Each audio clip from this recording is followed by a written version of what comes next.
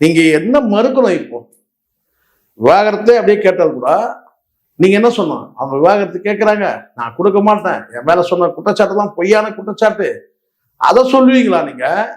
ஒரு குற்றச்சாட்டு அடிப்படையில் தானே பண்றாங்க.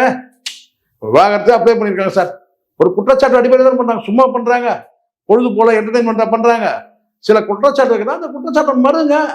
அந்த மாதிரி எனக்கும் வந்து அந்த நடிகைக்கும் எந்த நடிகைக்கும் எந்த தொடர்பும் இல்லைன்னு பேசுங்க. அதானே செய்யணும். அதை கடந்து போயிட்டு வந்து இவங்க தூண்டி விட்டாங்க, அவங்க தூண்டி விட்டாங்கன்னு கேட்டீங்கன்னா, அப்போ வந்து இந்த நடிகையோட வந்து கூத்து குமார் அடிக்கிறீங்க, அது யார் தூண்டி விட்டது? குஷியானந்தா? கேட்கணும்ல. அங்க மாமா வேலை பண்றான் ஒருத்தர் இருக்கான், அவன் வந்து ஜெகதீஷா அப்படின்னு கேட்க வேண்டியது இருக்குல்ல. உன்னை சுத்தி வந்து பார்த்தீங்கன்னா அழுக்க வச்சுக்கிட்டு இவங்க பண்ணாங்க அவங்க பண்ணாங்க, இது அரசியலுக்காக நீ பண்ற, இது மக்கள் புரிஞ்சுப்பாங்க. இன்னைக்கு வரைக்கும் நீ மறுக்கலையா? இன்னைக்கு வரைக்கும் மறுக்கணுமா இல்லையா? ஒரு ஒரு குற்றச்சாட்டு பார்க்கும்போது அது வந்து அந்த குற்றச்சாட்டு நம்ம வந்து நம்புற மாதிரி இருக்கணும்.